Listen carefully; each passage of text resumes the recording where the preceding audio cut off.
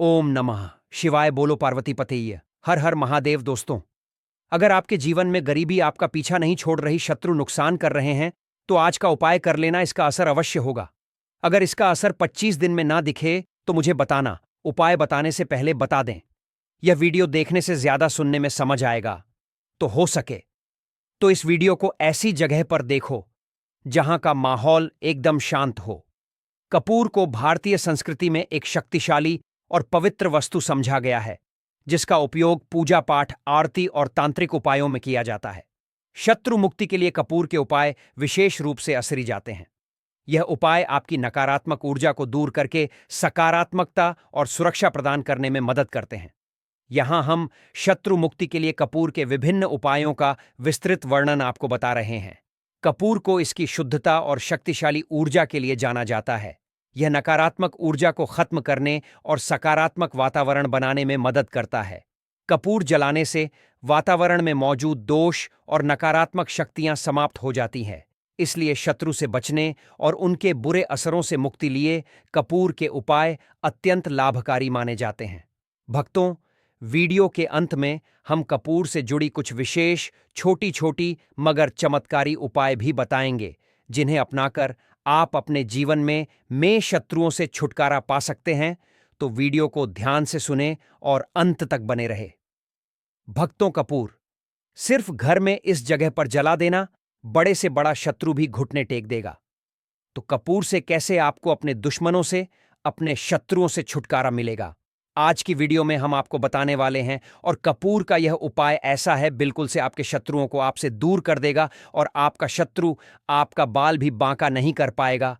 शत्रु चाहे एक है, हजार है, लाख है, कितने भी आपके शत्रु हैं, लाखों हजारों शत्रु भी आपका कुछ नहीं बिगाड़ पाते हैं। जब कपूर का यह उपाय आप करते हैं तो आज का वीडियो बहुत खास है, विशेषकर उन लोगों के लिए जो शत्रुओं से छुटकारा पाना चाहते हैं, या जिन लोगों को शत्रुओं ने बहुत परेशान करके रखा है। हर समय शत्रु कुछ ना कुछ ऐसा करते रहते हैं कि आपके घर में धन की हो रही है, आपके घर में दुर्घटनाएं हो रही हैं, आपके जीवन में बड़े बड़े दुख और कष्ट आ रहे हैं और आप नहीं समझ पा रहे हैं। आपको नहीं पता है कि कैसे इन शत्रुओं से छुटकारा पाना है और कैसे इन्हें अपने जीवन से दूर करना है। तो शत्रुओं को परास्त करने का इससे उत्तम उपाय आपको नहीं मिलेगा। यह उपाय ऐसा है जो शत्रुओं को बिल्कुल से आपके जीवन से दूर करता है और आपके शत्रु पूरी तरह से शांत हो जाते हैं। फिर वह आपके जीवन में कितनी भी कोशिश कर ले कि आपके घर में कुछ करना, आपके जीवन में कुछ करना है, आपकी धन हानि करनी है, आपका व्यापार खराब करना है, कुछ भी नहीं कर पाते हैं।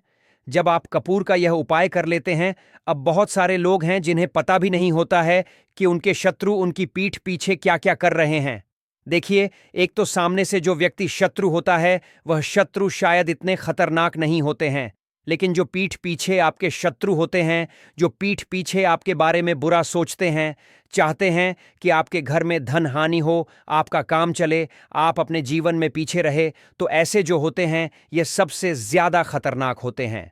मतलब इनसे बचकर रहने की आपको हमेशा जरूरत होती है। तो देखिए, यह जो शत्रु हैं, ये हमेशा कुछ ना कुछ ऐसा करते रहते हैं, कुछ ना कुछ अपने दिमाग में ऐसा सोचते रहते हैं, जिससे कि आपको नजर लगती है, आपके धन को नजर लगती है और घर में धन की बर्बादी होना फिर शुरू हो जाती है। और जिस घर में शत्रु परेशान करते हैं या शत्रु कुछ ना कुछ करते हैं, उस घर में आपको बीमारियां बहुत आसान मिल जाएंगी, उस घर में धन हानि बहुत आसानी से आपको देखने को मिलेगी। तो हमेशा आपको अपने शत्रुओं को दूर करने के लिए उपाय जरूर करना चाहिए। तो आज का समय ऐसा है जिस समय में आपको बहुत आसानी से किसी न किसी व्यक्ति के शत्रु मिल जाएंगे। जो व्यक्ति अपने जीवन में आगे बढ़ रहा होगा, पैसा कमा रहा होगा, सफलता जिसे मिल रही है, उसके एक नहीं हजार शत्रु बन जाते हैं, क्योंकि यह कलयुग है और आज के समय पर आपसे जलने वालों की संख्या बहुत अधिक होती है। इसीलिए आपको हमेशा अपने जो है उनसे बचकर रहने की जरूरत होती है। और कुछ ऐसे उपाय हैं जिन्हें आप कर लेते हैं, तो ऐसा समझ लीजिए कि शत्रु कितने भी ताकतवर क्यों ना हो, आपका कुछ नहीं बिगाड़ पाते हैं। तो शत्रु कितना भी ताकतवर क्यों ना हो, उसका पसीना छूट जाएगा, शत्रु पूरी तरह शांत होगा जब कपूर का यह उपाय आप करेंगे। सही तरीके से देखिए, कपूर वैसे भी बहुत चमत्कारी है। आपके घर में सकारात्मक ऊर्जा को बढ़ाता है, भूत प्रेत नेगेटिव एनर्जी इन सारी चीजों को आपके घर से दूर करता है। और जिस घर में जलाया जाता है वहां पर हमेशा धन की वर्षा होती है, वहां पर हमेशा धन की देवी मां लक्ष्मी वास करती है। तो कपूर के उपाय आपको नजर दोष से भी बचाएंगे, आपके शत्रुओं को शांत करेंगे, शत्रुओं से मुक्ति दिलाएंगे, और 1000 शत्रु भी आपका बाल भी बांका नहीं कर सकते जब आप कपूर का यह छोटा सा उपाय कर लेते हैं। अब देखिए, अगर आप भी अपने जीवन में लगातार धन को, पैसे को लेकर परेशान हैं, आपके धन के सारे रास्ते जीवन में बंद होते जा रहे हैं, घर में कहीं से भी पैसा नहीं आ रहा है, और जो पैसा है वह आपका दवाइयों में जा रहा है, दुर्घटनाओं में जा रहा है, या धन की कमी इतनी ज्यादा आपके घर में आ गई है कि कर्जा तक आपको लोगों से उधार लेना पड़ रहा है, तो बिल्कुल से आप कपूर का यह उपाय करें, क्योंकि यह एक जो लोग अपने घर की बुरी शक्तियों से परेशान हैं, क्योंकि बहुत सारे लोग ऐसे होते हैं जिनके घर में कहीं ना कहीं बुरी शक्तियां, नेगेटिव एनर्जी, नजर दोष जैसी चीजें बहुत ज्यादा होती हैं, जिसकी वजह से उनके घर के सदस्य बीमार रहते हैं, या उनके घर में दुर्घटनाएं बहुत होती हैं, घर में क्लेश बहुत होता है, और धन की हानि भी घर में होती रहती है। तो कूर अपने घर में जलाइन कपूर जो है, ये बहुत सकारात्मक ऊर्जा लिए होता है, इसके अंदर बहुत ज्यादा सकारात्मक ऊर्जा होती है और बुरी शक्तियों को तुरंत आपके घर से निकाल देता है। तो वीडियो में आगे बढ़े उपाय की बात करें उससे पहले जो लोग भगवान भोलेनाथ के सच्चे भक्त हैं, वह सबसे पहले तो वीडियो को लाइक करके चैनल श्री शिवाय टीवी को सब्सक्राइब कर लें, क्योंकि उन्हीं की कृपा से यह वीडियो आप तक पहुंची है। दूसरी चीज की कमेंट सेक्शन में जयकारा जरूर लगा दें, पूरी सच्ची श्रद्धा से जय भगवान भोलेनाथ लिख दें, जिससे भगवान भोलेनाथ जल्दी से जल्दी आपकी मनोकामना को पूरा कर दें और आपके सारे कष्टों को हर ले। तो चलिए अब बात कर लेते हैं उपाय। कैसे कपूर आपको शत्रुओं से छुटकारा दिलाएगा। और कपूर जब आप अपने घर में जलाते हैं तो एक सुरक्षा कवच आपके घर में बना रहता है, जिसके बाद कोई भी बुरी शक्ति ना तो घर में घुस पाती है, और अगर घर में होती भी है तो घर से तुरंत बाहर निकलती है। दूसरी चीज, नजर अगर किसी को लगी है तो वह नजर दूर हो जाती है, और कभी किसी को नजर लगती नहीं है। जब आप कपूर अपने घर में जलाते हैं तो छोटा सा दिखने वाला कपूर आपके जीवन के बड़े बड़े कष्टों को, बड़े बड़े दुखों को दूर कर देता है। शत्रुओं की संख्या चाहे कितनी भी हो, चाहे एक शत्रु है, 1000 शत्रु है, वह भी आपसे दूर हो जाते हैं। आपको उन सारे शत्रुओं से छुटकारा दिलाता है यह छोटा सा कपूर।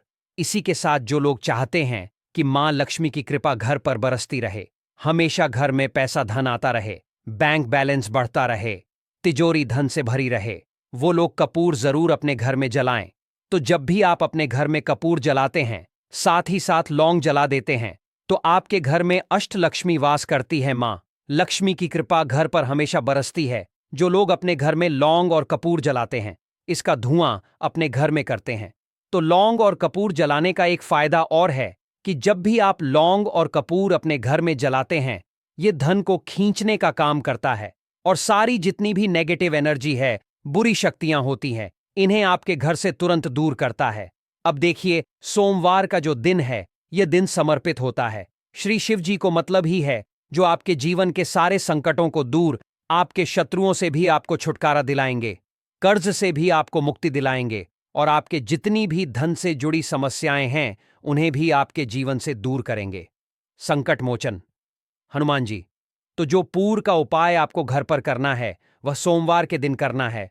तो बात कर लेते हैं उपाय को करना किस तरह से है, कितनी चीजें आपको लेनी है। तो सबसे पहले तो 3 कपूर लेने हैं, साथ ही साथ आपको लेनी है 5 साबुत लौंग लंग, एकदम से साबुत लेनी है, टूटी हुई ना हो, खंडित ना हो। अब सोमवार आपको यह दोनों चीजें लेकर घर के मंदिर में आपको बैठ जाना है। उपाय सोमवार का है और शाम के समय करना है और अपने घर पर करना है। अब बैठने के बाद सबसे पहले एक देसी घी का दीपक जलाकर रख देंगे, या चमेली के तेल का दीपक आप जलाकर रख सकते हैं। इसके बाद आपको शिव चालीसा का पाठ करना है। अगर शिव चालीसा का पाठ नहीं कर पा रहे हैं तो श्री शिवाय नमोस्तोभयम कम से कम आपको 108 बार बोलना है। अब आपको संकट मोच शिव जी के सामने 5 लौंग और 3 कपूर को रखकर किसी बड़े से दीपक में रखकर जला देना है, या किसी बड़े से बर्तन में रखकर जलाना है, और इसका धुआं सबसे पहले घर के मंदिर में आपको दिखाना है, फिर पूरे घर में इसका धुआं आपको दिखाना है। जितने भी कमरे हैं, जितने भी रूम्स हैं, सभी जगह पर यह धुआं फैलाना है और शिव जी का ध्यान करते जाना है।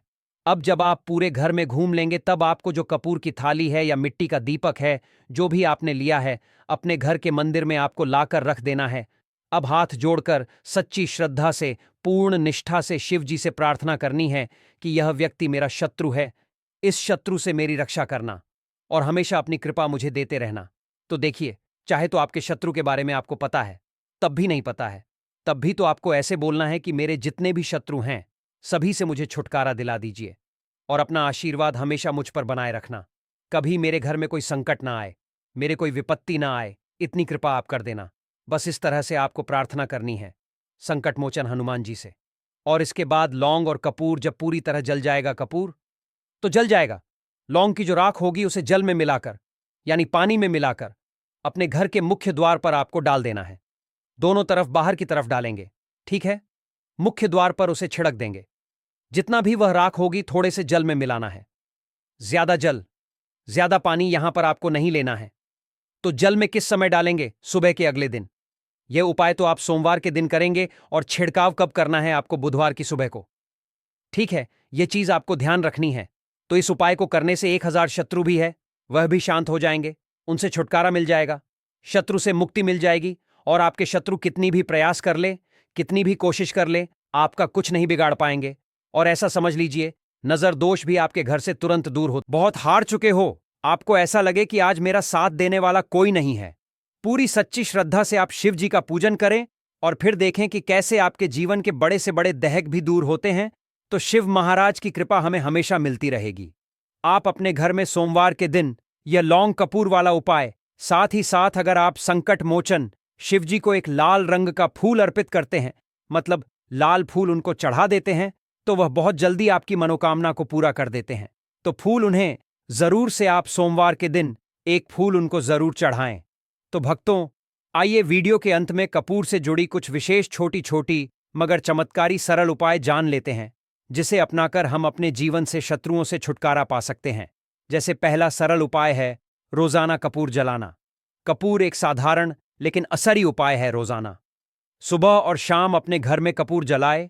इसे जलाते समय आप ओम नमः शिवाय मंत्र का जाप करें। यह उपाय नकारात्मक शक्तियों को दूर भगाने और शत्रु के असर को समाप्त करने में मदद करता है।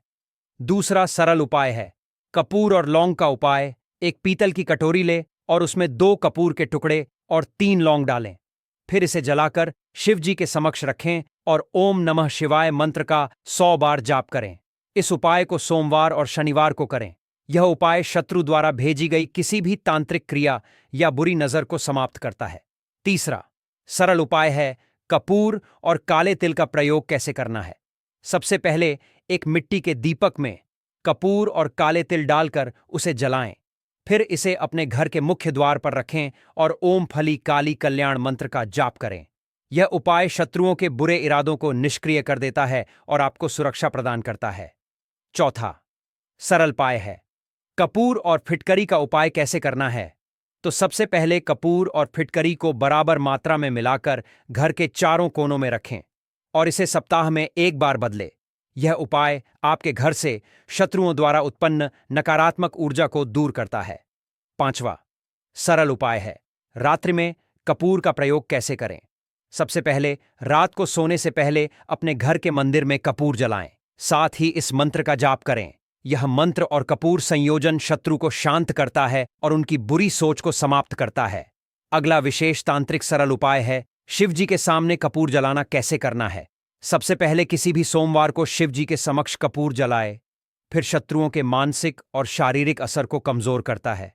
अगला सरल उपाय है कपूर और लाल धागे का उपयोग कैसे करें। सबसे पहले एक लाल रंग का ले और उसमें कपूर के टुकड़े रखें। फिर इसे अपने दाहिने हाथ से घुमाकर शत्रु का नाम लेते हुए किसी बहते जल में प्रवाहित कर दें। यह उपाय शत्रु की ऊर्जा को समाप्त करता है और आपको सुरक्षित रखता। अगला सरल उपाय है कपूर का ताबीज बनाना कैसे बनाना है। सबसे पहले एक कपूर को पीसकर 1 चुटकी काले तिल और चांदी की छोटी शीशी में भरें। फिर जेड इसे लाल धागे में बांधकर अपने गले या दाहिने हाथ में पहने। यह ताबीज आपको हर तरह की नकारात्मकता और शत्रु बाधाओं से है। अगला सरल उपाय है कपूर और नींबू का उपाय कैसे करना है। सबसे पहले एक नींबू को 4 हिस्सों में काटें और उसमें कपूर के छोटे टुकड़े डाल, फिर आप इसे अपने शत्रु का नाम लेते हुए किसी सुनसान जगह पर रख दें। यह उपाय शत्रु की नकारात्मकता को रोकने और उनकी बुरी सोच को निष्क्रिय करने में मदद करता है। भक्तों, आइए कपूर जलाने के चमत्कारिक आध्यात्मिक और वैज्ञानिक लाभ जिसे जान लेते हैं। जैसे कपूर वातावरण को शुद्ध करता है और सकारात्मक ऊर्जा फैलाता है। कपूर शत्रुओं की बुरी नज़र और तंत्र मंत्र से सुरक्षा प्रदान करता है। कपूर मानसिक शांति और आध्यात्मिक शक्ति को बढ़ावा देता है। कपूर शत्रु के नकारात्मक असर को कम करता है और आपको आत्मविश्वास प्रदान करता है। भक्तों, शत्रु मुक्ति के लिए कपूर के उपायों के साथ मंत्र जाप करना अनिवार्य है। जो आगे के वीडियो में हम कुछ महत्वपूर्ण मंत्र आपको बता रहे हैं, आप चाहे तो इसे किसी कॉपी में नोट करके रख लें। पहला है हनुमान मंत्र। यह शत्रुओं के नकारात्मक असर को समाप्त करने में मदद करता है। दूसरा है दुर्गा मंत्र। ओम इस मंत्र का जाप करने से दुर्गा माता की कृपा हासिल होती है और शत्रु शांत हो जाते हैं। तीसरा है शिव मंत्र। ओम सुगंधि। यह मंत्र शत्रुओं से मुक्ति दिलाने और आपके जीवन में शांति लाने में सहायक होता है। भक्तों, इन सभी उपायों को करते समय कुछ सावधानियां और सलाह है जिसे जानना बहुत ही आवश्यक है। जैसे कपूर के उपाय लेते समय पूरी निष्ठा और विश्वास रखें। अगला सावधानी है पूजा स्थान को साफ सुथरा रखें और सकारात्मक सोच बनाए रखें। अगला सावधानी है उपाय करने से पहले स्नान करके शुद्ध हो जाए। अगला सावधानी है कोई भी उपाय करने के दौरान शत्रु का नाम बार बार मन में लें, लेकिन इसे दूसरों के सामने ना बोलें। अगला सावधानी है यदि उपाय जटिल लगता है तो किसी अनुभवी व्यक्ति या पंडित की सहायता लें। भक्तों, कपूर के उपाय शत्रु मुक्ति के लिए अत्यंत असरी है। यह आपके जीवन में ऊर्जा का संचार करता है और शत्रुओं के बुरे असरों से आपको बचाता है।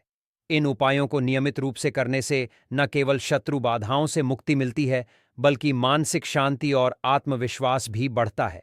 पूरी श्रद्धा और विश्वास के साथ इन उपायों को करें और अपने जीवन को सुखद बनाएं। भक्तों, इसी के साथ आपको कुछ भी ऐसा जो समझ नहीं आया हो तो कमेंट सेक्शन में आप पूछ सकते हैं और वीडियो को लाइक कर जयकारा लगाना बिल्कुल ना भूले, जिससे कि भगवान भोलेनाथ की कृपा आपके ऊपर हमेशा रहे। हर हर महादेव जरूर लिखकर जयकारा लगाएं, जिससे कि भगवान भोलेनाथ आपके तरह घर में और भी कुछ चीजें हैं जो आपके वास्तु दोष का कारण बनती है और आपकी परेशानी की वजह बनती है। तो आइए पहले जान ले, क्या आपको अपने घर में वास्तु दोष के बारे में कैसे पता लगता है और किस तरह से आप बड़ी ही आसानी से इसे कर सकते हैं। दोस्तों, वास्तुशास्त्र के अनुसार किसी भी घर में वास्तु दोष होने से सुख शांति और पारिवारिक उन्नति में बाधा पैदा होती है। वास्तु दोष के कारण पनपने वाली नकारात्मक ऊर्जा से व्यक्ति के भाग्य पर बुरा असर पड़ता है। साथ ही घर के लोगों को कई तरह की परेशानियों का सामना करना पड़ता है। दोस्तों, शास्त्रों के अनुसार अगर हम यह छोटे मोटे उपाय कर लें तो अपने घर नेगेटिव एनर्जी से छुटकारा पा सकते हैं। तो आइए जानते हैं, लेकिन उससे पहले दोस्त, आपसे रिक्वेस्ट है कि वीडियो को लाइक करें, अपने दोस्तों के साथ शेयर करें और अगर आपने अभी तक चैनल श्री शिवाय टीवी को सब्सक्राइब नहीं किया तो सब्सक्राइब करके बेल आइकॉन जरूर प्रेस कर ले। दोस्तों, नंबर 1, जीवन में तरक्की पाने के लिए रोज पहली रोटी गाय को दें, पीपल को जल चढ़ाएं और चींटियों को मिला आटा दे। तांबे के लोटे में जल व लाल चंदन मिलाकर रात को अपने सर के पास रखकर सो जाए। सुबह उस जल को तुलसी को चढ़ा दें। ऐसा करने से आपकी परेशानियां धीरे धीरे दूर हो जाएंगी। नंबर 2, वास्तु के मुताबिक अगर आपके घर में तिजोरी है और आप उसके सामने शीशा लगा दें तो इससे धन में बरकत होती है। व्यापारी लोग अपने कैश बॉक्स के सामने शीशा लगाएं, इससे आपके ग्राहक बढ़ेंगे। दोस्तों, 3 झाड़ू पूछा कभी भी खुले में नहीं रखना चाहिए। इन्हें हमेशा छिपाकर रखना चाहिए और झाड़ू कभी भी रसोई में नहीं रखनी चाहिए। नंबर 4, शौचालय का दरवाजा हमेशा बंद होना चाहिए। माना जाता है कि घर की नकारात्मक ऊर्जा शौचालय में ही बात करती है। ऐसे में अगर शौचालय का दरवाजा खुला रहता है तो नकारात्मक ऊर्जा आपके घर में प्रवेश करती है। नंबर घर में सुख शांति के लिए कपूर को घी में डूबाकर सुबह शाम जलाना चाहिए। इससे घर में वास्तु दोष भी कम होता है और रह रहे सदस्यों के जीवन की परेशानियां दूर होती हैं। दोस्तों, नंबर 6, दुर्घटना से बचने के लिए शाम को हनुमान चालीसा के बाद कपूर जरूर जलाना चाहिए। नंबर 7, घर में जिस जगह वास्तु दोष हो वहां कपूर की 2 टकियां रखें। खत्म हो जाने के बाद वहां दोबारा इसे रखें। नंबर 8, अस्त के बाद कभी भी किसी को दूध, दही या प्याज नहीं देना चाहिए। यह भाग्य में बाधक भी बन सकता है। नंबर 9, घर के मुख्य द्वार पर कूड़ादान कभी भी न रखें। नंबर 10, घर में टूटा हुआ शीशा कभी भी नहीं होना चाहिए। नंबर 11, अच्छे भाग्य के लिए सुबह नहाते समय पानी में थोड़ा सा कपूर का तेल मिलाएं। शनिवार को चमेली का तेल भी मिला सकते हैं। नंबर 12, लक्ष्मी की कृपा पाने के लिए रोज रात को रसोई अच्छी तरह से साफ करके चांदी की कटोरी में कपूर और लौंग जलाएं।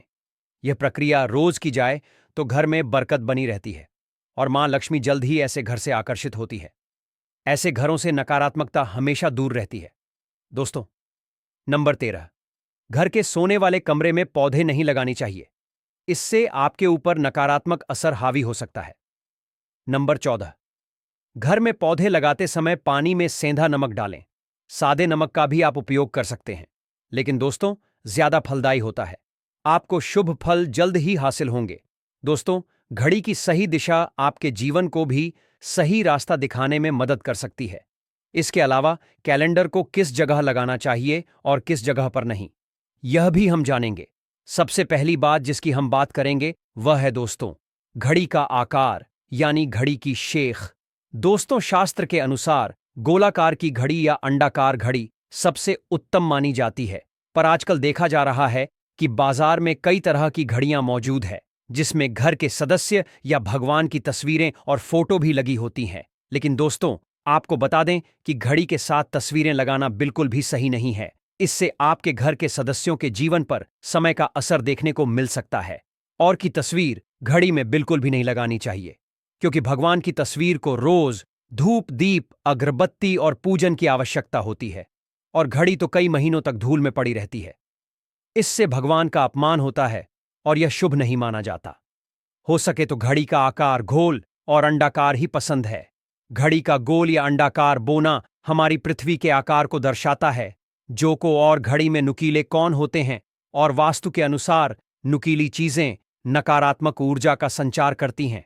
दोस्तों, अगली बार जिसका आपको ख्याल रखना है वह यह है कि घड़ी को स्वच्छ रखें, साफ सफाई का ध्यान रखें, धुलना जमा होने दें, और कहीं से भी घड़ी टूटी फूटी नहीं होनी चाहिए। दोस्तों, जैसा कि हम सभी चाहते हैं कि हमारे जीवन में सब अच्छा और बेहतर होता रहे, तो उसके लिए हम खुद को संवारे रखते हैं, नए कपड़े और नए आभूषण पहनते हैं।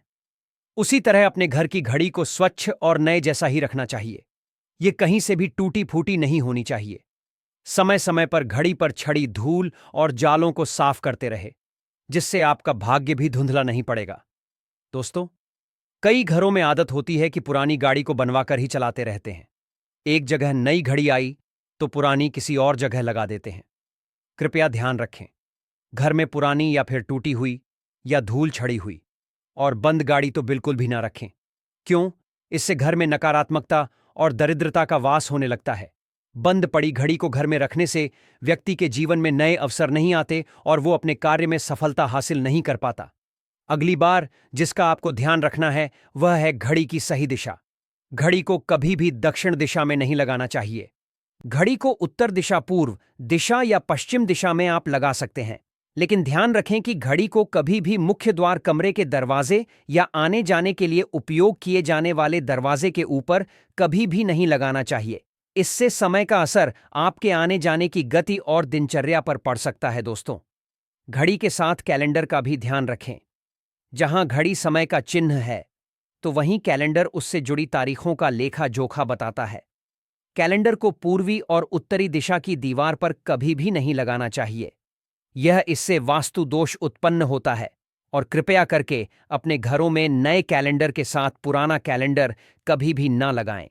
दोस्तों, घड़ी और कैलेंडर दोनों ही आने वाले समय के सूचक हैं, जो आगे बढ़ने की प्रेरणा देते हैं। उन्हें समय के अनुसार ही लगाना चाहिए। इस बात का हमेशा ध्यान रखें कि घड़ी का समय हमेशा सही होना चाहिए। बहुत से लोगों की आदत होती है घड़ी का समय आगे या पीछे रखते हैं, तो यह गलती आप ना करें। समय हमेशा सही रखें। इससे आपको कभी भी समय का कालचक्र और दुष्ट परिणाम हासिल नहीं होता। यह छोटा सा आप जरूर करके देखिए। दोस्तों, छोटी छोटी बातें हैं जिनका आपको ध्यान रखना है। दोस्तों, रखी हुई घड़ी और पुराना कैलेंडर आपके भाग्य को भी रुकावट से भर देता है। इसीलिए वक्त के साथ आगे बढ़ते रहने के लिए घड़ी और कैलेंडर को बदलते रहिए और कैलेंडर को कभी भी अपने सोने के कमरे में ना लगाएं, ना ही इसे कभी मुख्य द्वार पर टांगे। यह शुभ नहीं माना जाता। पुरानी घड़ी को दान में देना शुभ माना जाता है। इससे आपके जीवन से बुरा समय निकल जाता है। इसीलिए अगर आपके घर में कोई पुरानी घड़ी है जो टूटी फूटी ना हो और खराब ना हो, तो वह आप किसी जरूरतमंद को दान में जरूर दे। दोस्तों, हमारे हिंदू संस्कृति में प्रत्येक घर में प्रतिदिन पूजा पाठ करने की परंपरा है और इसके लिए सभी अपने घरों में अपने आराध्य का छोटा सा ही क्यों ना हो, परंतु एक मंदिर अवश्य ही बनाते हैं। नियमित पूजा पाठ करने से न सिर्फ मानसिक शांति मिलती है, बल्कि पूरे घर में सकारात्मक ऊर्जा भी व्याप्त हो जाती है। परंतु यह बात भी सच है कि पूजा पाठ करने के कुछ नियम भी होते हैं, जिन्हें यदि हम कर देते हैं तो हमें हमारी पूजा का पूरी तरह से फल हासिल नहीं होता। पूजा करने के नियम प्राचीन काल से ही चले आ रहे हैं, जो कि एक ठोस धरातल पर आध्यात्मिक और वैज्ञानिक दोनों ही दृष्टिकोण से ध्यान में रखकर बनाए गए हैं। इसलिए हमें इन नियमों को बिल्कुल भी अनदेखा नहीं करना चाहिए। ऐसा ही एक महत्वपूर्ण नियम है नाद, यानी कि पूजा करते समय हम जब घंटी बजाते हैं, उसे बजाने के लिए शास्त्रों कुछ नियम निर्धारित किए गए हैं। शास्त्रों में देवताओं के सामने घंटी बजाने का बहुत अधिक महत्व बताया गया है, जिसे हम इस कृष्ण श्लोक के द्वारा समझ सकते हैं। आगम अर्थ मथुदेवा नाम गमन अर्थम तराक्षस साम घंटारावम करुमिया दो देवता आह्वान चरण। इसका अर्थ है कि घंटी बजाने से देवताओं का आगमन और राक्षसों का गुमान होता है, और जो घंटियां राक्षसों से हमारी रक्षा करती है उसे हमारा नमन है। तो चलिए दोस्तों, जान लेते हैं कि पूजा करते समय जब हम घंटी बजाते हैं तो उसके पीछे क्या कारण है, घंटी को बजाने के क्या नियम है, और पूजा के वक्त घंटी बजाते समय होने व गलतियां कौन सी है जो हमें भूलकर भी नहीं करनी चाहिए। दोस्तों, क्या आपने कभी अपने घर के मंदिर में रखी हुई घंटी को ध्यान से देखा है? अगर आप ध्यान से देखेंगे तो आपको घंटी के ऊपरी हिस्से पर, यानी जहां से हम इसे पकड़ते हैं, उस पर गरुड़ बना हुआ देता है। अंततः घर पर जो हम घंटी इस्तेमाल करते हैं उसे गरुड़ घंटी कहा जाता है। पूजा करते समय गरुड़ घंटी का उपयोग भगवान को आमंत्रित करने अर्थात भगवान का आवाहन करने के लिए किया जाता है, जिससे एक सुंदर ध्वनि से भगवान का आवाहन करने का आभास होता है। जब हम विधि विधान से पूजा करते हैं तो उसमें घंटी का उपयोग अवश्य रूप से करते हैं। पूजा संपन्न होने पर आरती करते विशेष रूप से नाद होना चाहिए, नहीं तो हमारी पूजा आदि अधूरी मानी जाती है। परंतु हम में से अधिकांश लोग इसे मात्र एक सामान्य प्रक्रिया मानते हैं और पूजा करते समय घंटी बजाना भूल जाते हैं। तो आइए जानते हैं उन नियमों के बारे में। मतलब आज की वीडियो पूरी तरह से आपके प्रश्नों पर आधारित है, जिनका उत्तर मैं आपको शास्त्रों के अनुसार देने का पूरा प्रयास करूंगा। तो वीडियो को पूरा जरूर देखें, और अगर आपको आज की वीडियो अच्छी लगे तो इसे लाइक जरूर कीजिए। जय मां लक्ष्मी। आपके इस वीडियो को जो भी लाइक और चैनल को सब्सक्राइब करें, उसके जीवन में कभी भी धन की कमी ना होने देना। दोस्तों, हमारे प्राचीन शास्त्र की मान्यता है कि सृष्टि के निर्माण के समय सबसे पहले जो बड़ी सी ध्वनि निकली वह घंटी की आवाज के समान सुनाई दी थी। घंटी की ध्वनि में ओमकार नाथ का भी आभास होता है, इसलिए घंटी को ईश्वर की आवाज मानते हुए पूजा में स्थान मिला है। इसलिए घंटी का कभी भी अपमान ना करें, और जिस तरह से देवी देवता की पूजा की जाती है वैसे ही घंटी की भी पूजा करनी चाहिए। दूसरी बात, घंटी को प्रणाम करके ही उसे बजाना चाहिए। बिना प्रणाम किए घंटी बजाना अच्छा नहीं समझा जाता। दोस्तों, आपने अक्सर यह महसूस किया होगा कि पूजा करते समय जैसे ही घंटी बजाई जाती है तो पूरे घर के साथ साथ संपूर्ण वातावरण शुद्ध और पवित्र सा हो जाता है और चारों ओर सकारात्मकता फैल जाती है। परंतु यदि हम नियमों को नजरअंदाज कर देते हैं तो हमें इसका संपूर्ण फल नहीं मिल पाता है। दोस्तों, अधिकतर लोग पूजा संपन्न होने पर सिर्फ आरती के समय ही घंटी बजाते हैं, परंतु यह भी ध्यान रखें कि भगवान को जल अर्पण करते समय, धूप दीप लगाते समय, नैवेद्य अर्पण करते समय नाथ करना चाहिए। ऐसा करने से हमारी पूजा संपन्न मानी जाती है। दोस्तों, घंटी बजाते समय भगवान का नाम अथवा आरती अवश्य में या अपने आप में नकारात्मकता महसूस हो तो आप थोड़ी देर के लिए भगवान के सामने घंटी अवश्य बजाएं। सारी नकारात्मकता नष्ट हो जाएगी। दोस्तों, पूजा घर में शनि महाराज एकांत, विरह, उदासीनता और वैराग्य के देवता माने जाते हैं। जबकि गृहस्थी को चलाने के लिए राग, प्रेम एवं भौतिक चीजों की जरूरत होती है। इसलिए शनि की परेशानी हो, आर्थिक तंगी हो या आपके घर में कोई वास्तु दोष हो, किसी भी तरह का ग्रह दोष हो, बार ऐसा होता है कि कई लोगों के ऊपर कई तरह के बुरे ग्रह दोषों का असर होता है, जिसकी वजह से घर में परेशानियां हमेशा बनी रहती। तो ग्रह दोषों के असर से भी आपको मुक्ति मिलती है। वास्तु दोष और पितृदोष भी समाप्त है। इसके साथ ही जैसे कि बहुत से लोगों के प्रश्न होते हैं कि उनके ऊपर किसी ने कुछ कर दिया है, उनके परिवार में पहले कोई परेशानी नहीं थी, लेकिन अब कुछ समय से परेशानियां लगातार आती ही जा रही हैं और कोई रास्ता नहीं मिल रहा है। परेशानी से निकलने का तो किसी के भी किए कराए तंत्र मंत्र का असर हो, किसी की बुरी नजर का असर हो, तो भी आपके इस उपाय से, मतलब इस एक लौटा जल से, आपकी परेशानी स्वतः ही कुछ दिनों में समाप्त हो जाती है। तो यह घर की सभी परेशानियों से मुक्ति पाने का रामबाण और सबसे सरल, सबसे आसान उपाय होता है, जो हमारे सनातन शास्त्रों में वर्णित है। तो आप अपने घर की रसोई में एक लौटा जल रखें, रात में भरकर, और प्रातःकाल जल्दी उठकर उसी जल से अपने घर के मुख्य द्वार को धोते हैं। इसमें कोई समस्या नहीं है, लेकिन इस जल का छिड़काव घर के मुख्य द्वार पर सूर्योदय से हो जाना चाहिए। अब भक्तों, जैसे आपका अगला प्रश्न है कि क्या हमें स्नान करके इस जल का छिड़काव अपने घर के मुख्य द्वार पर करना चाहिए या फिर बिना स्नान किए भी कर सकते हैं। देखिए, ये जो हम जल छिड़क रहे हैं, मतलब ये एक उपाय होता है, तो इसे हम स्नान करने के बाद नहीं करते हैं। सुबह जल्दी उठाते हैं और उठकर सबसे पहले घर की रसोई में जाएंगे। उसके बाद उसे जल को लेकर आप घर के मुख्य द्वार पर जाएंगे। मुख्य द्वार खोलकर, मतलब मुख्य खोल दीजिए, और उसके बाद मुख्य द्वार पर इसी जल का छिड़काव कर दीजिए। जल का छिड़काव करते समय अपने पितरों का ध्यान कीजिए, महालक्ष्मी का ध्यान कीजिए, क्योंकि कहा जाता है कि सुबह सुबह महालक्ष्मी सभी द्वार पर आती है, सबके द्वार पर आती है, जिनके भी द्वार खुले होते हैं और जिनके घर में जल का छिड़काव मुख्य द्वार पर हुआ रहता है, उनके घर में प्रवेश कर जाती है। तो मां लक्ष्मी का अपने मन में ध्यान कीजिए और एक तरह से प्रार्थना कीजिए, हे महालक्ष्मी, आप मेरे घर में प्रवेश करें, मैं आपका स्वागत के लिए तैयार हूं। और इसके बाद अपने पितरों का ध्यान कीजिए, क्योंकि हमारे घर की दहलीज पर पितरों का वास समझा जाता है। जब आप दहलीज पर जल के छींटे देते हैं तो आपके पितृ बहुत प्रसन्न हो जाते हैं और उनका आशीर्वाद भी आपको प्राप्त होता है। तो सुबह जब आप जल छिड़क हैं, इसके लिए स्नान करने की आवश्यकता नहीं है, बिना स्नान किए भी यह किया जा सकता है। भक्तों, वीडियो में आगे बढ़ने से पहले आपसे छोटा सा निवेदन है कि कमेंट बॉक्स में जय मां लक्ष्मी जरूर लिखें। मां लक्ष्मी जी, जो भी भक्त इस वीडियो को देख रहा है, उसके घर में सुख समृद्धि आए, उसके घर में कोई भी परेशानी नहीं आए और पूरा परिवार सुख शांति से अपना जीवन यापन करें। भक्तों, यदि आप में से कोई सच्चे मन से महालक्ष्मी जी को मानता है, तो कृपया इस वीडियो को लाइक करें और कमेंट बॉक्स में एक बार जय मां लक्ष्मी लिख दें, ताकि आपकी जो भी मनोकामना है वह पूरी हो जाए। अब भक्तों, आपका अगला प्रश्न है कि क्या झाड़ू लगाने के बाद हमें जल का छिड़काव करना चाहिए?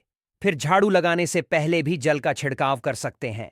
तो देखिए, जैसे मैंने आपको पहले ही बताया था कि उठने के बाद सबसे पहला कार्य जो आपको करना है वह जल का छिड़काव ही करना है। उसके बाद आप झाड़ू लगा सकते हैं। लेकिन एक चीज का ध्यान रखिए, जब हम सोकर उठते हैं तो सबसे पहले बिस्तर पर बैठे हुए ही अपने दोनों हथेलियों को जोड़कर और दोनों हथेलियों को सामने से जोड़कर पूरी हथेली को देखा जाता है। उसमें मां लक्ष्मी का ध्यान किया जाता है और साथ ही 5 देवताओं का ध्यान किया जाता है। 5 देवता कौन कौन से होते हैं? मां दुर्गा, भगवान शिव, भगवान श्री हरि विष्णु गणपति गजानन और भगवान सूर्य देवता। 5 देवताओं का ध्यान हम अपने हाथों में ही करते हैं, हथेलियों में ही करते हैं। लक्ष्मी का मध्य सरस्वती कर, मूलतः ब्रह्मा प्रभाते कर दर्शन। भक्तों, इस मंत्र का उच्चारण आप चाहे तो कर सकते हैं, भक्तों नहीं करते हैं भी कोई बात नहीं। अपने इष्ट देवता और 5 देवताओं का ध्यान अपनी हथेलियों में कर लीजिए। उसके बाद दोनों हाथ जोड़कर सभी देवी देवताओं को प्रणाम किया जाता है और फिर अपने हाथ से पृथ्वी का स्पर्श करते हैं, धरती को छूकर प्रणाम करते हैं 2 बार या 3 बार, और उसके बाद अपना दाहिना पैर पृथ्वी पर रखते हैं। भक्तों, धरती पर पैर रखने के बाद ही बाकी के सभी कार्य किए जाएंगे। जल का छिड़काव। आप उसके बाद कर मतलब सुबह उठने के बाद सबसे पहले हथेलियों के दर्शन कीजिए, फिर प्रणाम कीजिए, फिर धरती पर पैर रखे, उसके बाद रसोई में जाकर आपको जल लेना है और घर का मुख्य द्वार खोलकर मुख्य द्वार पर जल का छिड़काव करना है। माँ लक्ष्मी और अपने पितरों का ध्यान करना है। इसके बाद आप अपने घर में आ जाएंगे और उसके बाद जो भी आपकी रूटीन वर्क होते हैं, जैसे झाड़ू लगाना या स्नान करना, यह सभी कार्य उसके बाद किए जाएंगे। अब जैसे कि कई लोगों के प्रश्न आते हैं कि जब हम का छिड़काव करते हैं, क्या उसी समय हम घर के मुख्य द्वार पर झाड़ू लगाकर और पानी डालकर क्या मुख्य द्वार की अच्छे से सफाई कर सकते हैं? जी हाँ, रीके से सफाई कर सकते हैं। कई लोगों के प्रश्न हैं कि अगर हम किसी फ्लैट में रहते हैं या फिर किसी ऐसे कमरे में रहते हैं जो किराए का है और हमारे पास एक ही कमरा है, तो हम जल का छिड़काव या फिर दीपक दान कहाँ पर करें? किसे हम अपना मुख्य द्वार माने? देखिए, जो आपका कमरा है या फिर जो फ्लैट है जिसमें आपका नेम प्लेट लगा हुआ है, आप उसी स्थान पर दीपक दान करेंगे और वहीं पर जल का छिड़काव भी करेंगे। मतलब अगर एक ही कमरे का मकान है तो आपके कमरे का दरवाजा है, वहीं थोड़ा सा जल छिड़क और वहीं पर दीपक दान भी करेंगे। जो भी मुख्य द्वार से जुड़े हुए उपाय हैं वे आप अपने कमरे के दरवाजे के पास ही करेंगे। और अब आपका अगला प्रश्न है कि क्या पीरियड्स में हम अपने घर के मुख्य द्वार पर जल का छिड़काव कर सकते हैं या दीपक दान कर सकते हैं? देखिए, जल का छिड़काव करने के लिए पीरियड्स हो या ना हो, इससे कोई फर्क नहीं पड़ता, जल का छिड़काव कर सकते हैं। रही बात दीपक दान की, तो दीपक दान कार्मिक पूजा में आता है और कार्मिक पूजा हम बिना शुद्ध हुए नहीं कर सकते। मतलब पीरियड समाप्त होने के बाद ही आप दीपक दान कर सकते हैं। भक्तों, बाकी जल का छिड़काव आप कभी भी कर सकते हैं, पीरियड्स में भी कर सकते हैं, कोई समस्या नहीं है। अब आपका प्रश्न है कि क्या घर के मंदिर में जो हम जल रखते हैं वह रखना जरूरी है, और अगर हम रखते हैं तो उस जल का क्या करें? देखिए, घर के मंदिर में जल रखना बहुत आवश्यक है। जल एक ऐसी चीज होती है जिसमें सभी तरह की ऊर्जा ऑब्जर्व हो जाती है। जब हम पूजा करते हैं, मंत्रों का जाप करते हैं या वहां पर प्रार्थना करते हैं, तो जो भी हमारे मन की कामना होती है भगवान से, तो सभी चीजें उस जल में समाहित हो जाती हैं। इसलिए पूजा करने से पहले घर के मंदिर में एक लोटा जल रखा जाता है और उसके बाद दीपदान मतलब एक दीपक प्रज्वलित कर दिया जाता है। यह अग्नि और जल का एक तरह से संतुलन भी हो जाता है और इसलिए सनातन शास्त्रों के अनुसार घर के मंदिर में एक लोटा जल भी हमेशा होना चाहिए और दीपक भी प्रज्वलित करना चाहिए। तो अब जल का करना क्या चाहिए? देखिए, जब हम जल रखते हैं, सुबह की पूजा में रखते हैं, मतलब प्रातःकालीन पूजा के समय जल रखा जाता है और वह जल हम अगले दिन उठाते हैं। मतलब जब आप अगले दिन पूजा करने जाते हैं भक्तों, स्नान इत्यादि करने के बाद, तो आप उस जल को उठाते हैं। अब उस जल का उपाय सन्न लीजिए। आप अपने घर के सारे कमरों में मतलब पूरे घर में उस जल का छिड़काव करते हैं। इससे आपके घर का शुद्धिकरण हो जाता है, क्योंकि वह बहुत ही सकारात्मक ऊर्जा से भरा हुआ जल होता है। बीमारियां अपने आप ही दूर हो जाती हैं। उस जल का छिड़काव करने से किसी भी तरह की नकारात्मक ऊर्जा का प्रवेश आपके घर में नहीं होता। किसी भी तरह की परेशानी आपके घर में हो, अगर आप नियमित तौर पर उस जल का छिड़काव करें अपने घर में, तो निश्चित ही आप परेशानियों से मुक्ति पा जाते हैं और किसी के द्वारा किए गए तंत्र मंत्र के असर से भी मुक्ति पा जाते हैं। दूसरा उपाय आप कर सकते हैं, जैसे कि घर में कोई बीमार है तो आप इस जल को उस व्यक्ति को पीने के लिए दे सकते हैं। यह जल इतना शक्तिशाली होता है कि इसे पीने से बड़ी बीमारियों से मतलब लंबी बीमारियों भी धीरे धीरे राहत मिलने लग जाती है। कई बार होता है कि आप लोगों के प्रश्न आते हैं कि दवाई तो कर रहे हैं लेकिन दवाई का कोई असर ही देखने को नहीं मिलता। तो ऐसे में अगर दवाई के साथ साथ इस जल को भी रोगी को दिया जाए, यानी दवाई इसी पानी से खाई जाए, तो दवाइयां बहुत अच्छी तरह से काम करने लग जाती है। और जैसे कि परिवार में अगर बहुत अधिक कलह क्लेश रहता है, हमेशा आपस में सामंजस्य नहीं बनता है, आपस में हर बात पर मतभेद होता है, तो परिवार के सभी सदस्य इस जल में से अगर थोड़ा थोड़ा पीते हैं तो धीरे धीरे विचारों में परिवर्तन आने लगता है। सकारात्मक विचार सभी के होने लग जाते हैं और आपस में समन्वय बढ़ने लगता है। घर से कलह क्लैश और भेदभाव हमेशा के लिए समाप्त हो जाते हैं। घर के मंदिर में रखे हुए जल का अगला उपाय क्या है? देखिए, अगर आप कोई दुकान करते हैं या कोई व्यापारिक स्थल है आपका, तो प्रतिदिन इस जल में से थोड़ा सा जल लेकर दुकान या व्यापारिक स्थल पर छिड़काव कीजिए। इसका व्यापार या काम बहुत अच्छा चलता है, मतलब किसी भी तरह की परेशानी आपके व्यापारिक स्थल पर नहीं आती है। जैसा मैंने आपको बताया, यह जो जल होता है बहुत शक्तिशाली और सकारात्मक ऊर्जा से भरा होता है। अब घर के मंदिर में रखा एक लोटा जल शक्तिशाली और सकारात्मक ऊर्जा से भरा क्यों होता है? इसमें सकारात्मक ऊर्जा का भंडार क्यों होता है? आइए जानते हैं। देखिए, जल जो होता है अमृत, मीठे फल, भोजन और अनाज से भी बढ़कर समझा जाता है। देवी देवता दिए हुए इसी जल को ग्रहण करते हैं।